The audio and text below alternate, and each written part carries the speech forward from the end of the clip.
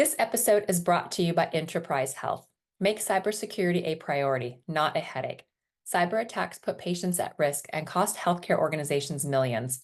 But with convoluted software systems and risk and vulnerability data lost in silos, leaders know their organizations are vulnerable, and they feel little control over the safety of their patients, reputations, or bottom line.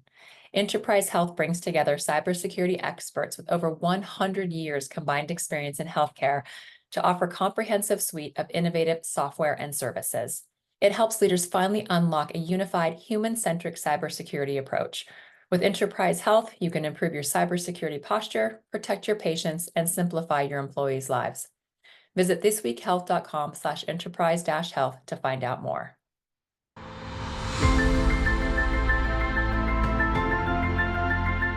Hi, I'm Drex DeFord, a recovering CIO from several large health systems and a longtime cyber advisor and strategist for some of the world's most innovative security companies. And now I'm president of This Week Health's 229 Cyber and Risk community, and this is UnHack the podcast, a mostly plain English, mostly non-technical show about cybersecurity and risk and the people and process and technology making healthcare more secure. And now this episode of UnHack the podcast. Welcome to UnHack the podcast. I'm Drex DeFord. It's funny how after you do these things for a while, the podcast, every episode's your favorite, or at least there's stuff in the episode that is your favorite. And this one's no different. I've obviously been in this business for a long time with a lot of discussions under my belt, talking to CISOs and security execs. And if there's one thing you can always count on is that they have some odd story about the crazy and interesting path most of them took on their way to their current CISO jobs. It's also funny to hear how most of the execs in this podcast, for the most part, never intended to become a CISO. The strange reality was that the Chief Information Security Officer job wasn't really even a thing when most of them started their full-time job phase of their lives. Maybe that's just the speed of change that the internet has brought to most of us over the past 40 years. There are security and technology jobs that didn't even exist 10 years ago. Just look at generative AI, the progression over the past 2 years. There's a ton of jobs that are going to be invented tied to that technology over the next several years. So sometimes kids grow up wanting to be firefighters or police detectives because those were the jobs that were there when we were kids. But for a lot of us in health technology and the security business, we just happened to be in the right place at the right time, so good for us. But even though I talk about being lucky in my career a lot, it's not all been luck. I've also received some really great advice and guidance along the way. And coming up, you'll not only hear how the CISOs and security execs in today's show progress through their careers, you'll also get some good advice on how to keep your career on track. In this episode, you'll hear from Doug Fee at Moffit Cancer Center, Dee Young at UNC Health, Aaron Weismann from Mainline Health, Hugo live from Temple University, Jesse Fasolo from St. Joseph's Health, and Michael Meis from KU Health. And then we'll wrap up things with Shawna Hofer, the CISO at St. Luke's in Boise. The two of us will do some post-game discussion. You'll hear her talk about her background, which is also actually really interesting. There's some great insights here from some solid healthcare cyber community leaders. Don't blink, it'll go fast. We talk cyber career progression. There's some good insights and some good advice coming up on UnHack the podcast. Everyone has a funny path. So mine was right out of college, I sold drugs. I was a pharmaceutical sales rep for Abbott Laboratories. Loved the knowledge, neurology, and psychiatry. Hated the sales part. So I started looking around and I really wanted to figure out what other career path could I start at the bottom and work my way up. So I bought an A+ for Dummies book. And in my spare time, I learned computers and started at helpdesk and worked my way through. I was in the networking area. So routers, switches, firewalls. Then I was an IT director, then a regional IT director, and then pivoted over to security. For me, I always say there are two jobs in technology that everyone should at least do for a few hours or days or months. And one of them is help desk, because I think it's one of the hardest jobs there is. I agree. And the other one is project management within technology. And so those both have really helped me. And I think it also helps me to remember the challenges that other roles have, that security is not first thing on anyone's mind except for us, and their job's done is. And so I think it's really important to remember that and to mentor people up. I think as far as some of the best advice I've gotten, it's all about relationships. I think one of the things that I saw as a technologist that I did, and I see others doing it earlier in their career, is they fight the fierce battle for the wins within their department. And sometimes that jeopardizes the relationships with other departments. And I think as you rise up, the relationships are the most critical part of the job. And I think making sure that you understand the other demands of other leaders, especially clinical and business leaders, helps you to be a better leader within security. I think the other thing that I've learned is not to take myself too seriously. I have so many experts that are so much smarter than I ever will be on my team and other teams. And I think it's really important to understand what you know and what you also realize as you're moving up, that I'm not a geek anymore. I wish I could be. I loved it when I was, but the higher I rise, I think the less technologically savvy I get. So I think it's really important to make sure you have those subject matter experts and you lean on them and allow them to shine within their field. Yeah, so I started off my T career as a help desk analyst many years ago, actually. And I really enjoy that opportunity, if you will. It really gives me a lot of different perspective because that position allowed me to work with different stakeholders, understand IT infrastructure, the day-to-day operations, and allow me to put actually perspective into cybersecurity, right? So cybersecurity is always about concepts and how do you put context into those controls. I think that's would mean a big difference to stakeholders. So I found that opportunity to be extremely useful to me in my later career. I also spent many years actually as a security consultant supporting various government agencies. And those experiences are also very useful as well, building relationships, understanding how a larger enterprise environment, right? And typically they're very complex, allow me to understand the different technologies out there. And I think consulting is a very interesting industry in a sense that you get to learn the different technologies out there versus you're supporting just one organization and you can be stuck with the same technologies for a very long time. And IT technologies, it replaces, it refreshes on a very regular basis. So I think that consulting experiences that I have certainly helped me to become where I am today as a CISO. I certainly found that those two unique opportunities are very helpful to my career.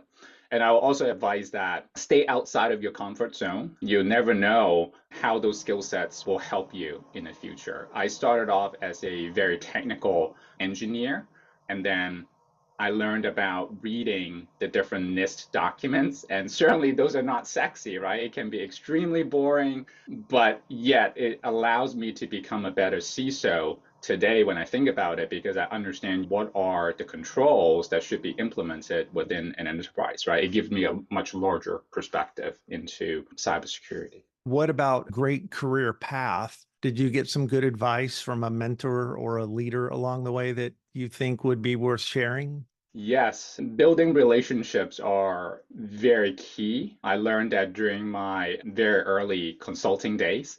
It's not about what you know, but it's about who you know. And I think those principles still applies even nowadays, as I mentioned earlier, getting to know the people that you work with on a regular basis, whether that is someone above you or someone underneath you, you always want to have that close relationship so that if you have a favor that you need to ask, you already have that relationship behind you. So my path to becoming a CISO was a lot more direct than most. I started in the military and it transitioned into an encryption/information security role. And then I held a variety of different roles spanning the whole security spectrum from identity, SecOps, GRC before I landed in my first CISO role. I think that the evolution and maturity of security as a discipline and as an industry means that we're moving away from a lot of the CISOs who have had these kind of strange paths towards security. You hear of a lot of the CISOs of today and yesterday that just backed into the role because it maybe got created while they were there. They were the first person to raise their hand, et cetera. And I think that they have done tremendous work getting the industry where they are today. But I think the CISO of tomorrow are the ones who really embrace the CISO role as an objective on their career path and intentionally build skills towards getting there. And I think the skills that the CISO tomorrow is going to really need to understand is going to be much more similar to what other business executives are expected to understand rather than purely from that security practitioner role. And so I think it's important for anyone who wants to pursue a CISO career path to, yes, you need to understand security and you need to understand how security applies in a technology environment. But I think the more pressing skill sets are going to be understanding corporate governance, how corporate governance is supposed to work, what it looks like in various types of organizations, whether that's a privately held company versus a publicly traded company, what's the role of an executive versus a non-executive director, and how does that function in a healthy organization? And then taking the time to understand finance. How does an organization operate? How do they create revenue? Where can revenue be impacted? Because these are things that when you go to operate amongst other members of the C-suite, amongst other executive members, when you report to the board, these are things that are just expected for somebody to know just at a senior director, VP level, let alone at a C-level title. And so I think it will be important for people to spread their wings beyond those traditional, what we call security skills, and really focus on those non-security executive skills. And so I look for training courses that aren't even specific to CISOs anymore, things that are just meant for overall business executive success. And it's really taught me a lot of skill sets that I think are very important towards success, especially in larger organizations as I continue along my career path. Tell me about some of the good advice and guidance you've gotten along the way and how you've leveraged that. The most important advice that I ever received was from a mentor of mine. And he said that it is more important to be able to persuade people rather than command people. And I saw that firsthand when I was in the Army, because you would have these officers who had all of this power that was endowed to them by literal legal authority. If you didn't do what they said, you would go to jail for it. And you still had people that didn't care what they said. And then you would have these people with no rank that would have people that would run through a brick wall for them. And so as I've progressed in my career, I try to focus very much on building influence and building buy-in with people, because especially in the civilian sector, your titles don't matter at all. The size of your org doesn't matter at all. People don't buy into you and buy into the vision that you are pitching for the team and for the organization. Your title is not going to get them to do it any more than being an officer in the Army is going to make your subordinates do it. From a career path perspective, trying to keep it to cyber, for me personally, I started out at the lowest levels of IT support, help desk services when I was much younger than I am now. And I think the path forward at that time in my career, there was no cybersecurity, there was no CISO, there was no information security. It was turn it on and make it work and shut it off when you're done. My career has grown from learning everyone's jobs, everyone's positions around me, and kind of learning the department and learning the people, learning the organization, and taking those insights and growing each role into the next level. That relationship building with the technologists and the technical folks, being able to adapt and move forward in your cybersecurity career is, I think, really valuable. You really need a mindset of, I must learn.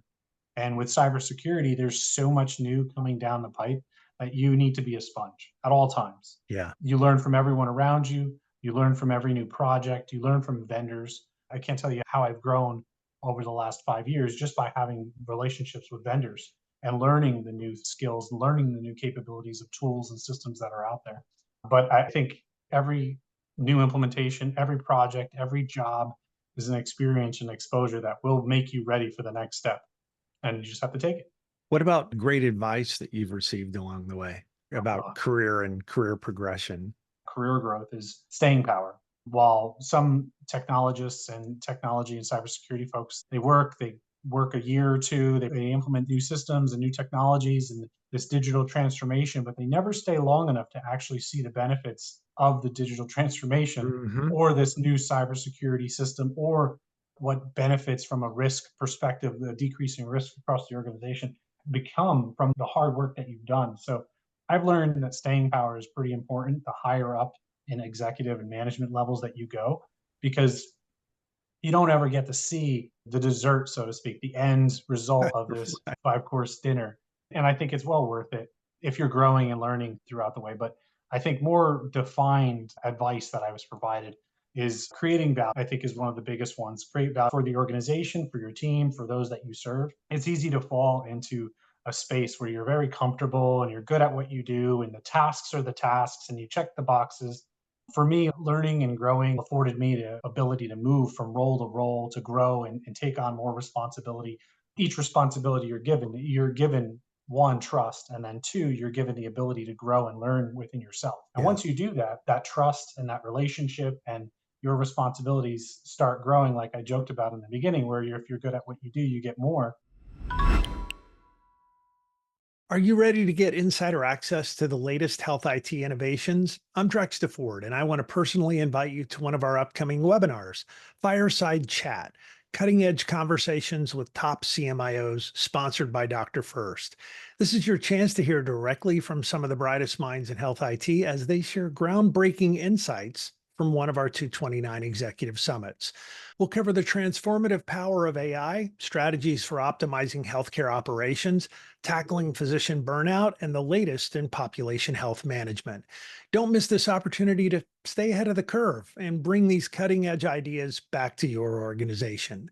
Register now at thisweekhealth.com/fireside chat. That's fireside-chat. thisweekhealth.com/fireside-chat. Thanks. See you there. So I explained, it's really awkward when you go to their school and you do this, what does your dad do for a living type of thing.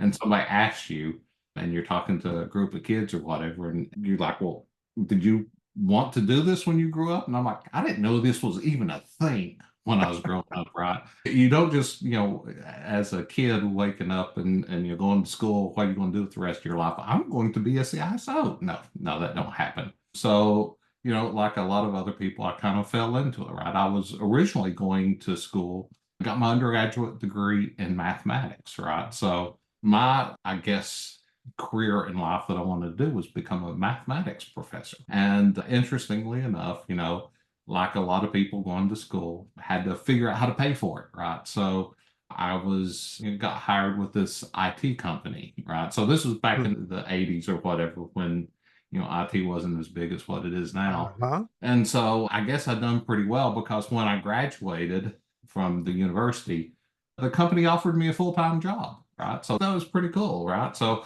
I guess at that point, it was the slippery slope that just led into the IT career. So yeah, I'd done that and never kind of looked back at that point. I was like, hey, this pays pretty well. It's a pretty good gig. And so I just stayed in IT, never went back and got my master's and doctorate in mathematics, went back and got my master's in computer science, actually. So that was a little bit different kind of situation.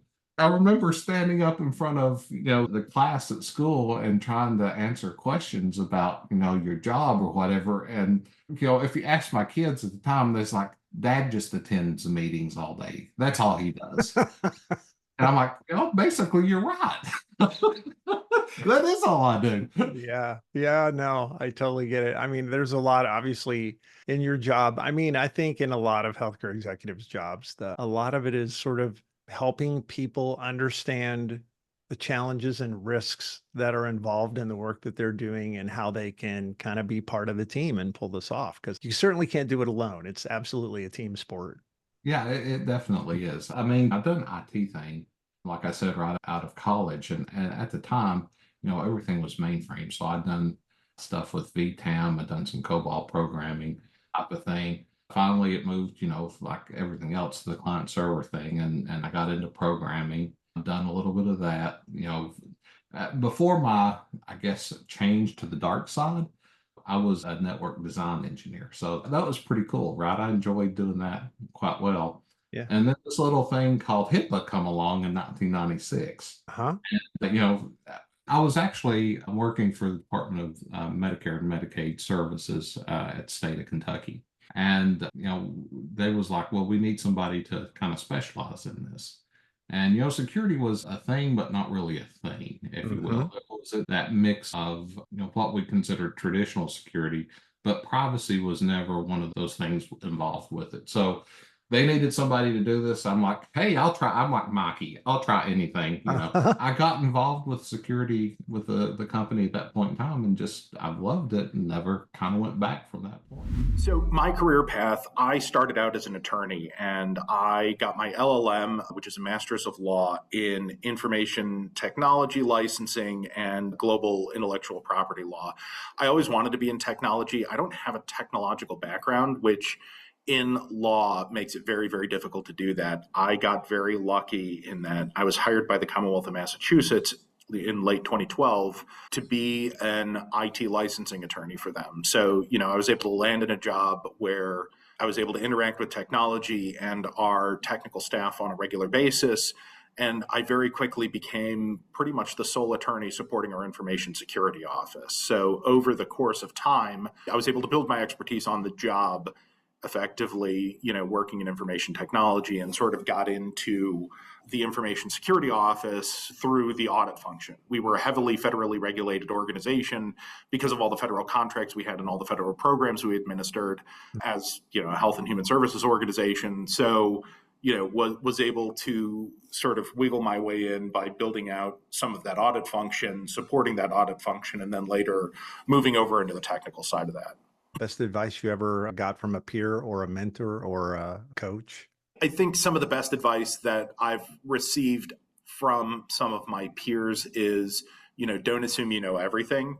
And coming from a legal background, like that seems very easy, right? Because I don't have the technology background. But, when it comes to building out a security program, read the room and definitely understand what other people are prioritizing, what they're feeling about how information security plays into that, and really what they're feeling about how technology plays into business operations. I'm constantly reminded here at Mainline Health that our business is patient care, right? It's not technology, it's not information security. Those support patient care, but safe and excellent patient care is our core business. So everything we do has to focus on the delivery of that care. Everyone, welcome to the wrap-up segment of UnHack the podcast, and welcome to one of my favorite people, Shawna Hofer from St. Luke's in Boise. How you doing? It's good to see you. Oh, you're so kind. It's great to see you too, Drex. Thanks for having me back. I got to see you in person just a couple of weeks ago. We were at a 229 summit in Florida and a dodgeball with a tropical storm / hurricane, but everybody. We did, but I wouldn't change it. It was a great event. We had great people, great takeaways. So it was worth the risk. Yeah, we're always talking about risks. So Exactly. That's a good point. All the clips that preceded this segment, we do the wrap-up show regularly on the podcast. Anything in there surprise you? Anything that you loved? Yeah, I was surprised at the number of people in that segment who started at the help desk. Yeah. There was more than I expected. Yeah, me too. Yeah. Where did you start? My education is in accounting. I started my career in consulting and working for Deloitte and doing basically IT audits. So it was that intro to general IT controls and risk management, etc. I started in the help desk. Did you? I did. It's interesting, right? I'm older than you and a lot of people, but I was in the Air Force at the time. We were running Honeywell mini computers, DPS 695s. And so it's almost like Back to the Future, right? That was the 1980, whatever it was, 9 version of cloud computing. And then all the dumb terminals on the end are the devices that we use today. So it's weird how this has all come all the way around. But I was one of the service desk guys for that. We built like really early networks because that wasn't really a thing. PCs had just started to come out. And so we were actually building networks at the time. But I was a help desk guy. That's how I started too. What's fascinating about that is you think about the scope that you just described as a service desk hack, and at least for us, it's changed a lot, Oh my right? gosh. You just described at least 3 or 4 different roles today because things have gotten so complex and complicated. Yeah. Yeah, so that's actually really cool. What great experience. It's interesting to me as I listen to everybody go through their background and history too, that I mean, this just logically makes sense. But nobody like in high school said, I want to Mhm. grow up to be a CISO. They Yep, all did other stuff and kind of meandered their way through their career, yeah. doing this or doing that. And then at some point, it became like, you're the person who's probably the most qualified in our organization to take this responsibility. Did that happen to you too? Absolutely. And I like what Jesse said, where he said he started at the help desk too. And as he said, there wasn't cybersecurity then. There Yeah. wasn't a CISO, right? Yeah. And so I think when that time, it just wasn't a career that people were thinking about going to. So yeah, as they almost all said, you just found your way there. What about some of the advice that we heard from folks, that advice that they had gotten as they went through their career? What was your favorite of that? Oh man, I think Hugo had one of those that just is always useful and that everybody should know or behave this way. And that is the get outside your comfort zone and stay outside your comfort zone. That's the only way that you learn things. You got to go out, you got to make mistakes, you got to break stuff. Hopefully, you don't break anything too important and you sweep up all the glass and kind of say, okay, that was a good lesson. And then you go on from there. And I think all of the folks who were in those segments, I know them, they're all people who are very much they do not set back on their laurels and just enjoy the ride. They're always exploring. So you're that person too, though. It's harder to do, I think, sometimes than it is just to talk about it. And I think about that through even just the lens of the teams that we support. I think, especially in this industry and healthcare, I think that concept of go out and break stuff is a little more of a delicate balance than maybe in some other industries. And I find that can create some nervousness in the support. You want people to do that, but also, hey, I need to be really careful because this might impact patient care. So I'd love to see even more of that. How do we get people to be more comfortable with being uncomfortable and taking those chances? And to me, it seems that at least in healthcare, that's a little bit more of a challenge. Yeah, I think we're pretty risk averse, generally speaking. And I Agreed. think that's why we have to create these sort of universes or these bubbles so that it's okay if you break something in this space because Yeah. it's not going to affect patient care or it's not going to take radiology offline or it's not going to do all the things that we've Yeah. seen happen. A vulnerability scan that takes down all the medical devices. Yeah, no, for sure. For sure.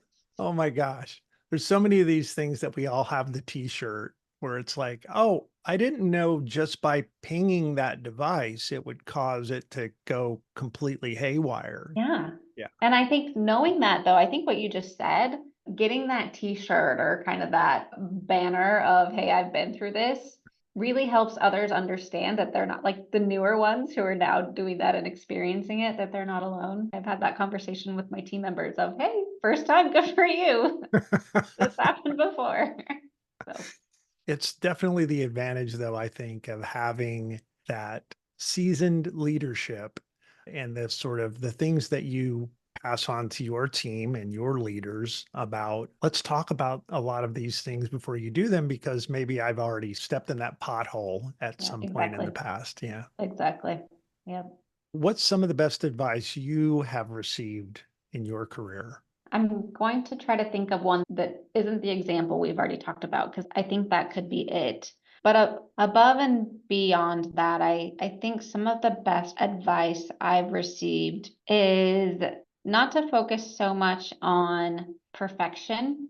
And I say that personally, that's something that I've struggled with in wanting to make sure that everything that is done for my organization or on behalf of my team or by me, it's absolutely perfect. And it causes delays, it causes stress and anxiety that is absolutely unnecessary. And I think that as a leader, it's cascadable. That feeling of it has to be perfect. And I think is counterintuitive to what we just said of go out and break stuff, right? You can't really do both. And so I think finding the right balance of you want to do a great job, but also we want to be flexible and we want to be nimble and agile and be able to accept when things weren't perfect, but we learned, right? That's the key, as you mentioned, is we've got to learn and grow. And you can't do that when you're so focused on making everything absolutely perfect. It's the perfect is the enemy of good conversation, but it's Absolutely. also the perfect is the enemy of good inside the construct of the risk conversation. Absolutely. It's okay. We talk a lot about here inside our team about crappy first drafts, and that's that not just a concept. thing that you're writing. That's a thing that you're doing too. It's Yep. just a concept for us.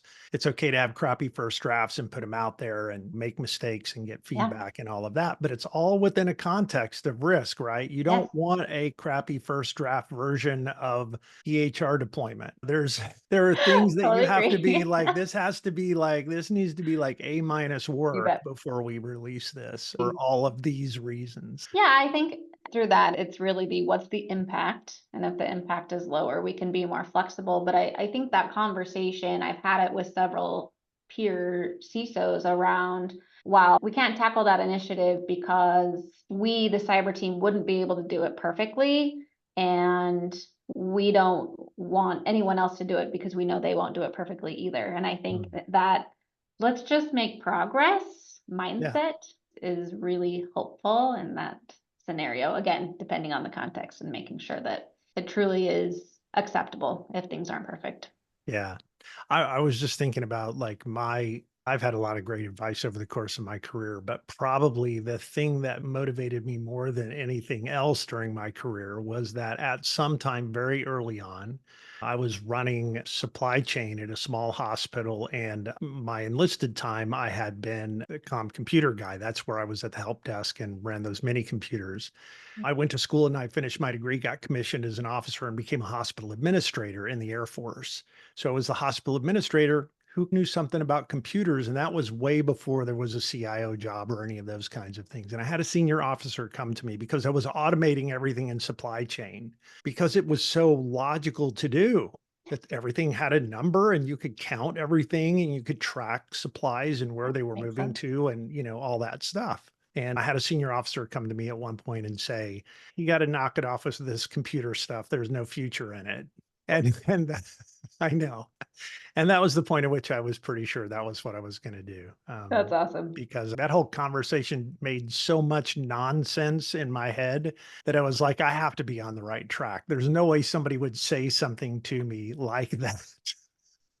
So my best advice was terrible advice. That's awesome. Yeah. I love that. I love how you not only heard it, but then almost took it as a challenge of let me prove you wrong. And boy, have you, and making Challenge a career accepted. out of Yeah. it. Yeah, that's awesome. Hey, thanks for doing this. You're always Yeah. great on the show. I really appreciate it. I love being here. I honestly, the opportunity to hear from my peers and get to know them more, but also be able to share that out. I think it's just a really cool thing you're doing, Drex. So thank you for the opportunity.